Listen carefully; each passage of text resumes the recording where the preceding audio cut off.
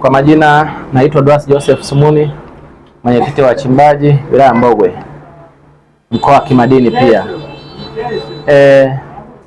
Cha kwanza tumshukuru Mwenyezi Mungu, lakini pia tumshukuru Dr. Samia Suluhu Hassan kwa upande wa wachimbaji pamoja na wasaidizi wake, Mheshimiwa Waziri wa Madini Anthony Mavunde, lakini pia Mheshimiwa afisa madini mkazi wa Mbogwe Engineer Hango. Tunawashukuru sana hao pamoja na viongozi wengine wa kiserikali kwa upande wa madini Mbogwe.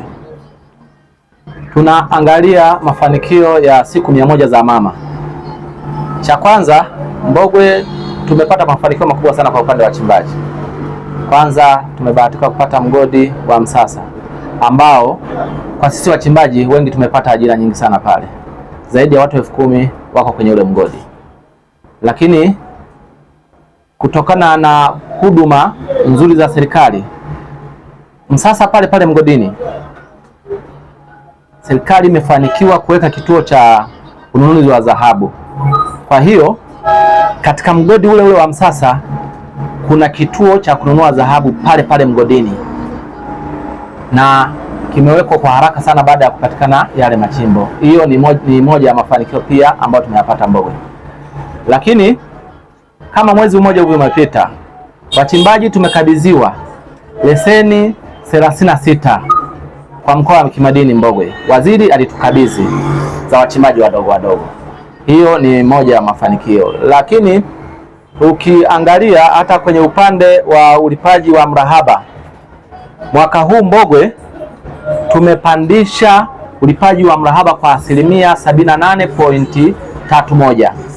Mwaka jana muda kama huu hapa makusanyo ya mrahaba yalikuwa bilioni 18.9, ila kwa mwaka huu makusanyo ya mrahaba yapo bilioni 33.7. Hilo ni ongezeko kubwa sana.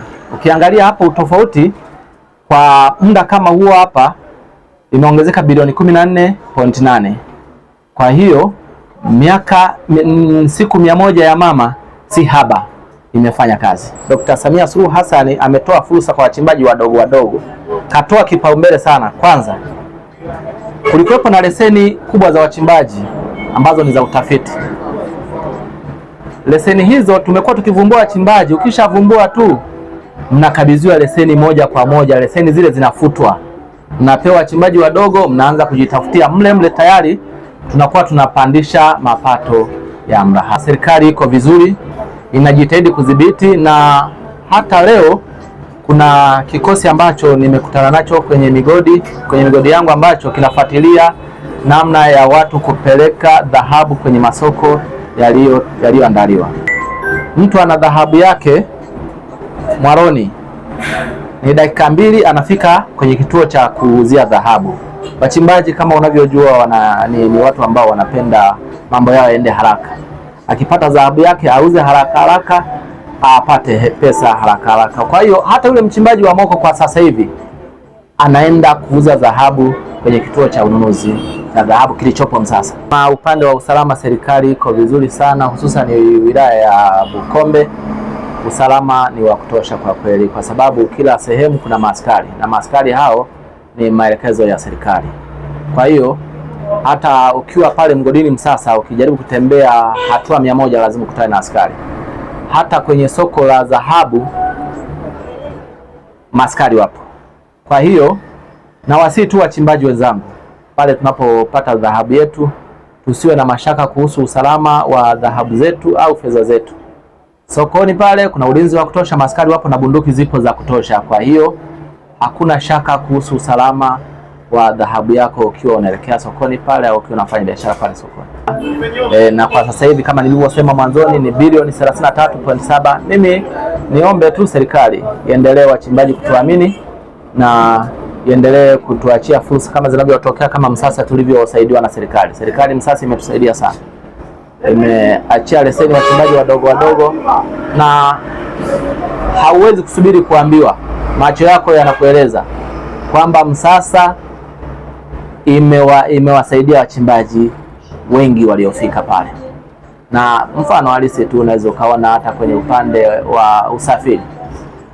magari yaliyonunuliwa Msasa ni magari ya thamani kubwa, ni magari ya kifahari. Hiyo yote ni fursa zinazoruhusiwa na serikali. Zamani haikuwa hivi. Tulikuwa tukivumbua madini kwenye eneo, basi mnafukuzwa, wawekezaji wakubwa wanakuja wanaendelea kuchimba. Lakini mpaka sasa hivi naongelea Msasa, takriban zaidi ya miezi mitatu wachimbaji wadogo wadogo wananeemeka na Msasa. Na hii yote ni jaribu kuongelea tu kwenye mambo ya uongozi. Mama amekuwa na tija kweli kwenye upande wetu sisi wachimbaji. Sisi pia huwa tunaangalia vitu vingi katika uongozi. Uongozi wa mama nikiangalia tu hata hii miaka miwili kwenye upande wa madini tumetengeneza historia kubwa sana ambazo zilikuwa zijawahi kutokea. Cha kwanza, kuna mchimbaji alipata dhahabu nyingi sana kule Mbeya, Chunya. Bila shaka vyombo vya habari vinajua. Hiyo yote ni baraka ya mama. Mama kwa kweli ana baraka sana katika uongozi wake. Lakini pia ukitoka Msasa kuna mgodi unaitwa Ngula. Kwa sababu mimi ni mchimbaji mkongwe, lazima niongelee hiyo. Ngula kuna dhahabu zilipatikana karibia kilo 100. Lakini ni uongozi tu wa mama. Ni historia ambayo ilikuwa haijawahi kutokea. Kule Mbeya zilipatikana kama 100 na kitu. Bado pia mwaka huu imetengeneza historia ambayo ilikuwa haijawahi kutokea. Umepatikana mgodi wa Msasa. Katika mgodi wa Msasa ukienda pale, blaza milioni 10 sio ya kuongelea. Pale ni wanaongelea milioni 100, milioni 200, mabilioni ndicho wanachoongelea pale. Hiyo yote ni fursa ya mama. Mama ana baraka sana katika utawala wake. Wachimbaji kwanza tuko katika kategori nyingi sana. Kuna wachimbaji wale wanaochimba na moko. Wanaochimba na moko hawana shida. Kuna wachimbaji wale ambao wanaweka kama mialo na wale wanaoweka planti. Wale kwenye upande ule pale ndio wanakuwa na changamoto, lakini ni rahisi sana kuwafikia kwa sababu kila kundi tulishatengeneza, wanakuwa na uongozi wao. Ukienda upande wa wamiliki wa mialo wana uongozi wao, ukienda upande wa wamiliki wa planti wana uongozi wao. Lakini pia tukaenda mbali zaidi, wamiliki wa leseni, kwa mfano kama kwenye mkoa wetu wa kimadini Mbogwe, wamiliki wa maleseni pia na wenyewe na uongozi wao. Ni rahisi sana kuwafikia. Tunakuwa tunafanya nao vikao, wamiliki makundi mbalimbali. Wamiliki wa plant tunafanya nao vikao, tunawasihi faida ya kulipa kodi na madhara ya kutokulipa kodi. Tunakuwa tunawakumbushia hilo na asilimia kubwa wanaelewa na wanafanya hivyo. Asante sana. Mimi namna ya kuwashauri wachimbaji wenzangu, lakini pia vijana wenzangu tulioko Tanzania, jamani, maisha yapo kwenye kazi. Maisha yapo kwenye kazi. Na wasihi sana tufanye kazi. Mtu anayefanya kazi unasogeza siku ya kupata kipato chako. Haijalishi uweze kusema kwamba upate leo, manake unavyokuwa unafanya kazi, hususan kama sisi wachimbaji, sio kwamba utaenda leo mgodini upate leo dhahabu, hapana.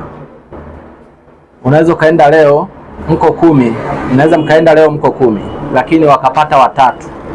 Amini nyinyi mmefanya kazi wote pamoja.